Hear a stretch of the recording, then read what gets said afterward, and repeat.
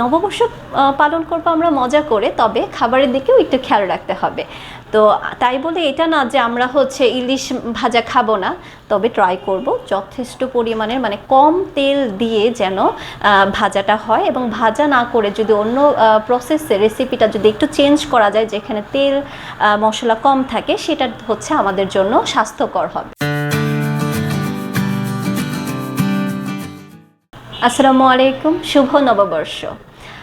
আমাদের বাংলা নববর্ষের সময় আমরা কিন্তু সবাই জাতিভেদে বা অন্য যে কোনো বাঙালিরা আমরা কি করি, উদযাপনটা কিন্তু হয় ঈদের চেয়েও বেশি। আমি যেটা দেখে থাকি যে যেহেতু এখানে কোনো ধর্ম বা কোনো ইন্ডিভিজুয়াল এজ নেই, সেহেতু আমরা সবাই মিলে এই পহেলা বৈশাখটাকে খুব সুন্দর করে উদযাপন করি।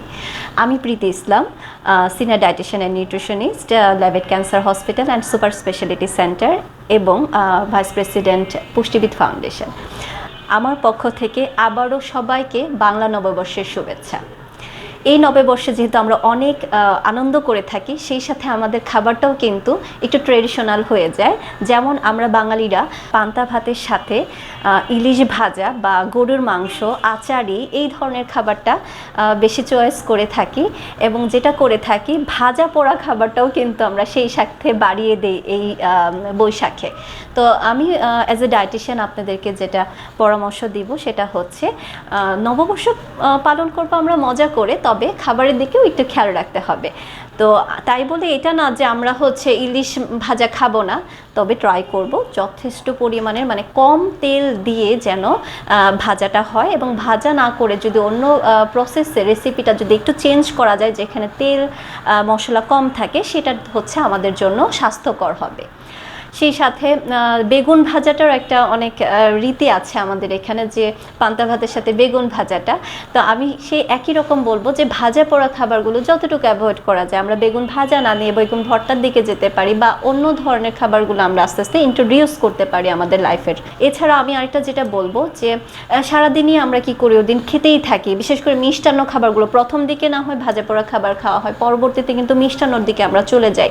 তো মিষ্টান্ন খাবারটাও আমি যেটা বলবো, বিশেষ করে বাইরের যে খাবারগুলো আছে সেগুলোতে বাইরের প্রসেস মিষ্টি জাতীয় খাবার না খেয়ে যদি একটু পায়েস, সেমাই এই ধরনের খাবার আমাদের বাসায় তৈরি করা, কম চিনিতে তৈরি করা খাবার খাওয়া যায়, এটা হচ্ছে বেটার। আর আরেকটা জিনিস হয়, যেহেতু গরম থাকে এই সময়, তখন দেখা যায় যে খুব বেশি কোক, পেপসি বা হচ্ছে কোমল পানীয় খাবারটা কিন্তু আমাদের অনেক খাওয়া হয়। তো সেক্ষেত্রেও আমি আবার বলবো যে আমাদের এটাও বিশেষ খেয়াল রাখতে হবে। যদিও গরম আছে, আমি একদম হুট করে গিয়ে ঠান্ডা কোক, পেপসি বা কোমল পানীয়র দিকে না গিয়ে আমরা শরবতের দিকে যেতে পারি, বা হচ্ছে ডাবের পানি বা এই ধরনের পানীয় দিয়ে আমরা আমাদেরকে হাইড্রেট রাখতে পারি। তবে আরেকটা যেটা করে থাকি, যে বাইরের খোলা খাবারগুলো আমরা অনেক সময় হয় যে স্ট্রিট যে খাবারগুলো আছে ভ্যান্ডরের কাছ, স্ট্রিট ভ্যান্ডরের কাছ থেকে খাবারগুলো গিয়ে আমরা কিন্তু খেয়ে ফেলি।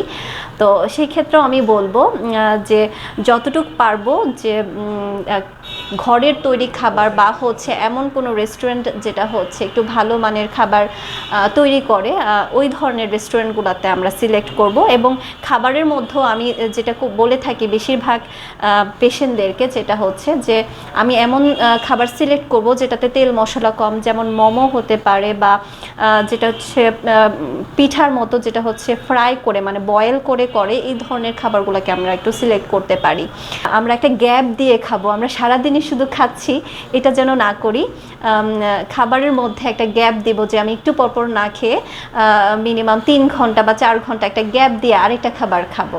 আরেকটা হয় যে গরম ঠিকই, কিন্তু সাথে সাথে আমরা খাবার পরপরই চা খাই, এটা একটা অভ্যাস আছে। এই দিনেও আমি এটার কথাও বলবো যে আপনারা হচ্ছে অতিরিক্ত চা খাবেন, এটাও কিন্তু আপনাদেরকে ডিহাইড্রেট করতে হেল্প করবে, হাইড্রেট রাখবে না। সে কারণে বড় জোর 2 কাপ চাটা আমি প্রেফার করে থাকি। তবুও দুধ চা না খেয়ে রং চার দিকে আপনারা একটু ফোকাস করবেন। এই ছিল আমার বৈশাখ নিয়ে ছোটোখাটো টিপস। আশা করি আপনাদের ভালো লাগবে, এবং আমার পক্ষ থেকে আবার আপনাদেরকে সবাইকে পহেলা বৈশাখের শুভেচ্ছা।